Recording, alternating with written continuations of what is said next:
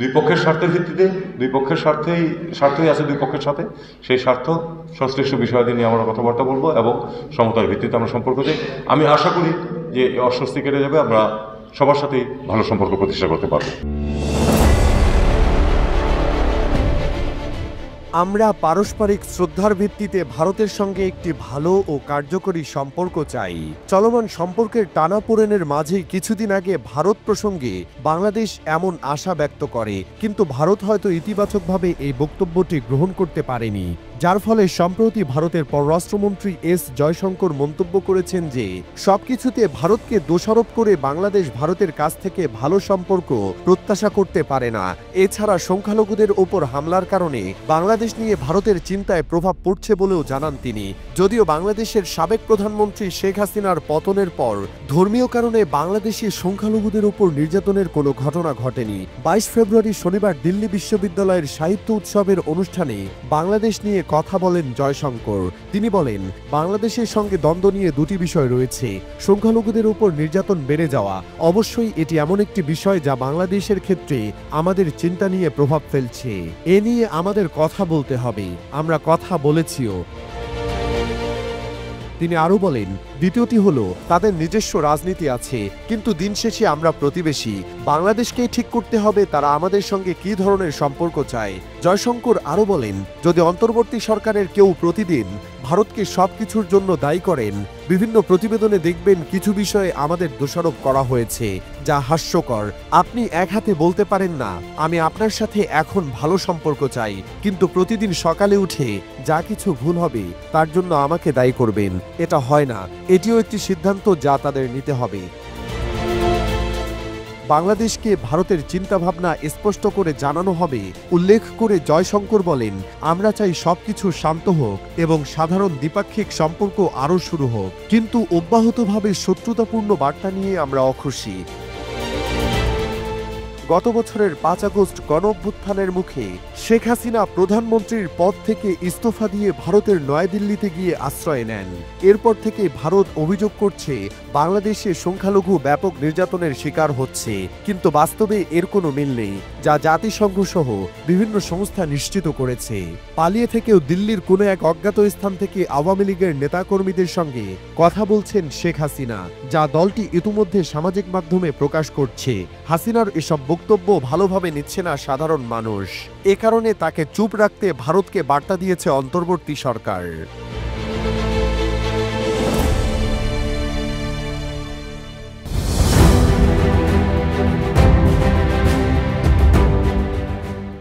বাংলাদেশ ও পাকিস্তানের মধ্যকার দ্বিপাক্ষিক বাণিজ্য একটি নতুন মাইলফলকে পৌঁছেছে।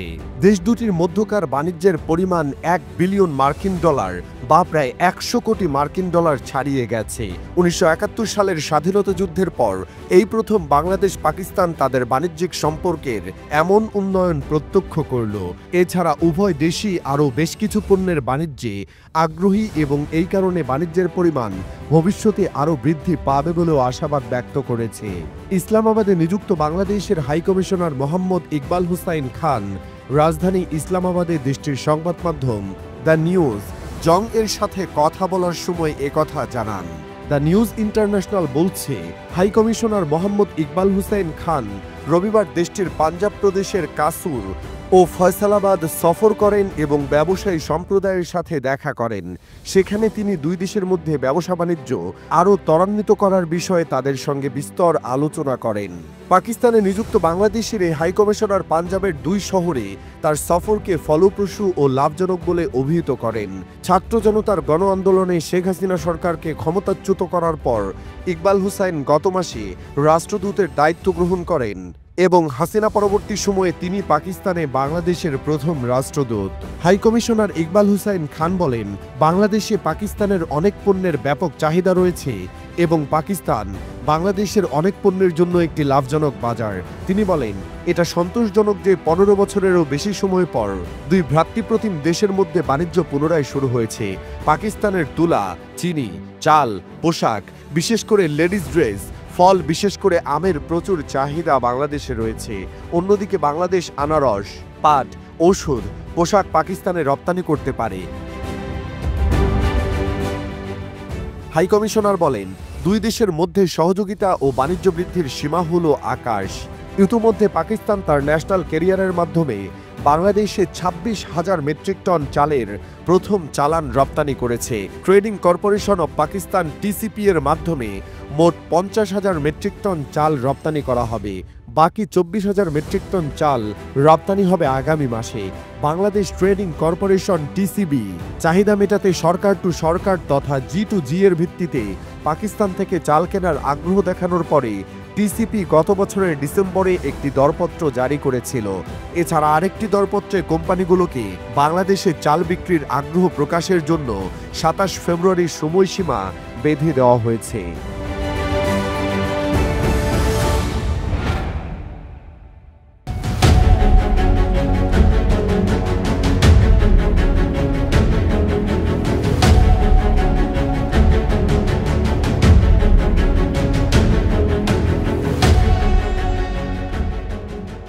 রাশিয়া ইউক্রেনে আক্রমণ শুরু করে 2022 সালের ফেব্রুয়ারিতে। এই আক্রমণের 3 বছর হতে চলেছে। ব্রিটিশ সংবাদ মাধ্যম গার্ডিয়ানের এক প্রতিবেদনে বলা হয়েছে, ইউক্রেনে রুশ আগ্রাসনের 3 বছর পূর্তিতে এযাবৎকালের সবচেয়ে বড় ড্রোন হামলা চালিয়েছে রাশিয়া। এমন অভিযোগ করেছেন ইউক্রেনের প্রেসিডেন্ট ভলোদিমির জেলেনস্কি। তিনি বলেন, রাতভর 2 শতাধিক ড্রোন হামলা চালিয়েছে রাশিয়া।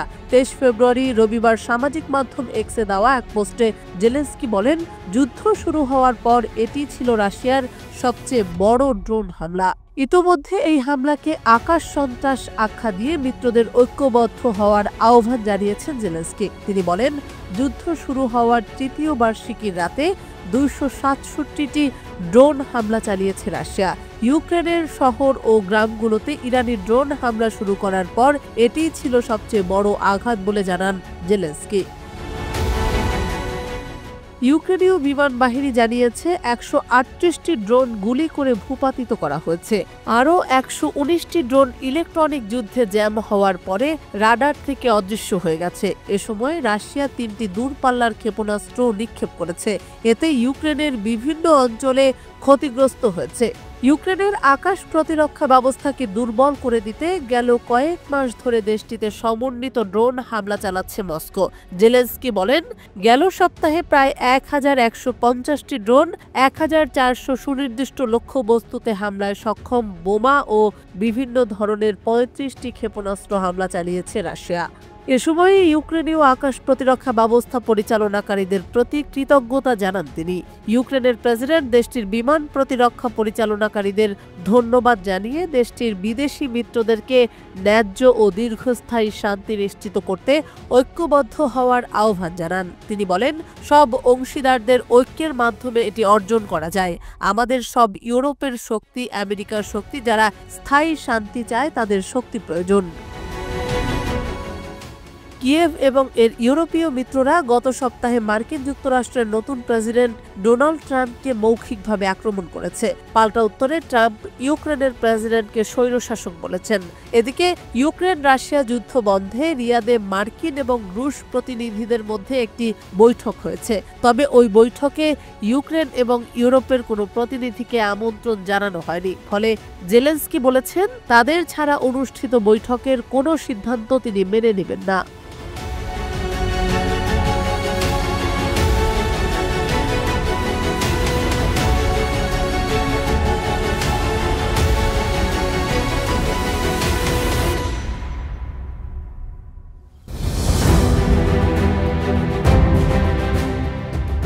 হেরে যাওয়ার সম্ভাবনা রয়েছে যেন ইসরায়েলের খ্যাপাটে প্রধানমন্ত্রী বেনিয়ামিন নেতানিয়াহু বলেছেন, হার মানতে কোনো অবস্থাতেই প্রস্তুত নন। গাজায় চলমান যুদ্ধবিরতির সময়কাল শেষ না হতেই নেতানিয়াহু এবার ঘোষণা করেছেন যে ফিলিস্তিনের অবরুদ্ধ গাজায় হামাসের বিরুদ্ধে নতুন করে যুদ্ধ শুরু করতে প্রস্তুত ইসরায়েল।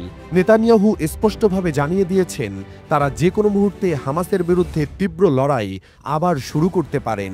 23 ফেব্রুয়ারি রবিবার ইসরায়েলি সংবাদ মাধ্যম দ্য টাইমস অব ইসরায়েলের এক প্রতিবেদনে এ তথ্য জানা যায়।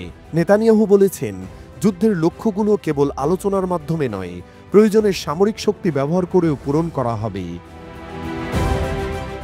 যুদ্ধবিরতি চুক্তির অংশ হিসেবে ফিলিস্তিনি বন্দীদের মুক্তিবন্ধের একদিন পরেই ইসরায়েলি কমব্যাট অফিসারদের এক অনুষ্ঠানে তিনি হুঁশিয়ারি দেন।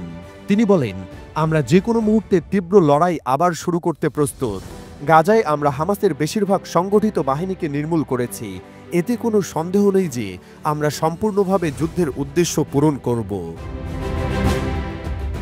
এদিকে গাজায় চলমান যুদ্ধবিরতির আওতায় 22শে ফেব্রুয়ারি শনিবার হামাস 6 জন ইসরায়েলি জিম্মিকে মুক্তি দেয়। চুক্তি অনুযায়ী এর বিনিময়ে 6 শতাধিক ফিলিস্তিনি বন্দীকে মুক্তি দেওয়ার কথা ছিল, তবে শেষ মুহূর্তে তা স্থগিত করে ইসরায়েল।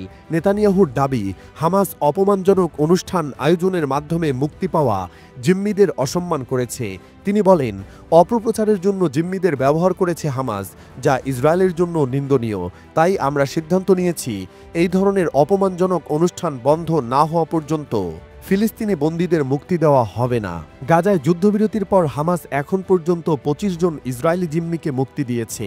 তবে প্রতিবারই মুক্তির সময় সংগঠনটি বিশেষ অনুষ্ঠান আয়োজন করেছে, যা ইসরায়েল ও তার পশ্চিমা মিত্রদের প্রচারণাকে চ্যালেঞ্জ করেছে। এর আগে বৃহস্পতিবার 4 ইসরায়েলি জিম্মির মরদেহ ফেরত দেয় হামাস। তবে তখন শিরি বিবাসের মরদেহের পরিবর্তে ভুল করে আরেকজনের দেহ হস্তান্তর করা হয়েছিল, যা নিয়ে তীব্র প্রতিক্রিয়া জানায় ইসরায়েল। পরদিন হামাস শিরি বিবাসের মরদেহ হস্তান্তর করে।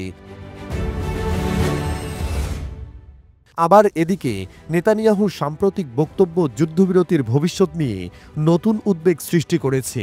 বিশেষজ্ঞদের মতে, ইসরায়েল আবারও হামাসের ওপর সামরিক অভিযান চালালে পুরো মধ্যপ্রাচ্যে নতুন উত্তেজনা ছড়িয়ে পড়তে পারে। হামাসের এক মুখপাত্র বলেছেন, ইসরায়েল প্রতারণার মাধ্যমে যুদ্ধবিরতি চুক্তির শর্ত লঙ্ঘন করেছে।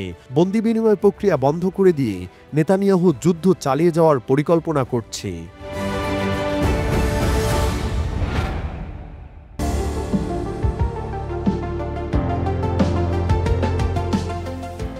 মার্কিন প্রেসিডেন্ট ডোনাল্ড ট্রাম্পের চাপের কাছে নতি স্বীকার করে অবশেষে ইউক্রেনের প্রেসিডেন্ট পদ ছাড়তে রাজি হয়েছেন জেলেনস্কি। কিন্তু পদ ছাড়ার প্রস্তাবের সাথে সাথে জুড়ে দিয়েছেন কঠিন এক শর্ত। জেলেনস্কি বলেছেন, ইউক্রেন পশ্চিমা সামরিক জোট ন্যাটোর সদস্যপদ পেলে দেশটির প্রেসিডেন্ট পদ ছাড়তে আগ্রহী তিনি। এছাড়া যুক্তরাষ্ট্রের প্রেসিডেন্ট ডোনাল্ড ট্রাম্প স্বৈরাচার বলে অভিহিত করার পরও তার সঙ্গে সাক্ষাতের আশা প্রকাশ করেছেন ইউক্রেনের প্রেসিডেন্ট ভলোদিমির জেলেনস্কি। 23 ফেব্রুয়ারি রবিবার কিয়েভে এক সংবাদ সম্মেলনে এসব কথা বলেছেন জেলেনস্কি।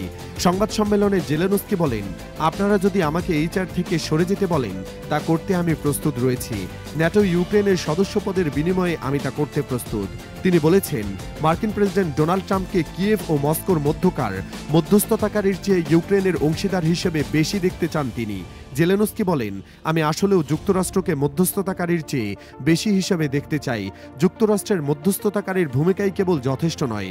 ইউক্রেনের এই প্রেসিডেন্ট বলেন, ট্রাম্প এবং রাশিয়ার নেতা ভ্লাদিমির পুতিনের মধ্যে যে কোনো বৈঠকের আগে ইউক্রেনীয় প্রাকৃতিক সম্পদে ওয়াশিংটনের প্রবেশাধিকারে অনুমোদন করার একটি চুক্তির বিষয়ে আলোচনা করার জন্য তার ও মার্কিন প্রেসিডেন্ট ডোনাল্ড ট্রাম্পের বৈঠক অনুষ্ঠিত হওয়া উচিত। জেলেনস্কি বলেন, নিরাপত্তা নিয়ে ইউক্রেনের উদ্বেগের বিষয়ে চুক্তি করার জন্য আমাদের এ বিষয়ে বৈঠক এবং কথা বলা দরকার। আমি মনে করি এই বৈঠকটি ন্যায্য হওয়া উচিত, যা পুতিনের সঙ্গে ট্রাম্পের দেখা করার আগেই হওয়া উচিত। তিনি বলেন, মার্কিন প্রেসিডেন্ট ডোনাল্ড ট্রাম্পের অবৈধ স্বৈরশাসক হিসেবেই ইউক্রেনীয় নেতার বিষয়ে করা মন্তব্য নিয়ে কেবল একজন প্রকৃত শাসকই অসন্তুষ্ট হবেন। ট্রাম্প প্রশংসা হিসেবে যেসব শব্দ ব্যবহার করেছেন, আমি সেগুলোর বিষয়ে কিছু বলবো না। একজন স্বৈরশাসকই কেবল স্বৈরশাসক শব্দের ব্যবহারে বিরক্ত বোধ করবেন। আমি নই, আমি নির্বাচিত বৈধ প্রেসিডেন্ট। নিরাপত্তা সহায়তার বিনিময়ে ইউক্রেনীয় প্রাকৃতিক সম্পদে মার্কিন প্রবেশাধিকারের বিষয়ে কিয়েভ ও ওয়াশিংটন চুক্তির কাছাকাছি রয়েছে বলেও মন্তব্য করেছেন জেলেনস্কি। চুক্তির বিষয়ে তিনি বলেন, আমাদের অগ্রগতি হচ্ছে।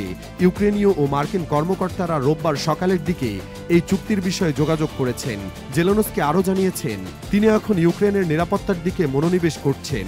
20 বছর পরের দিকে নয়, 1 দশক ধরে প্রেসিডেন্ট থাকাটা তার স্বপ্ন নয়, শখও নয়।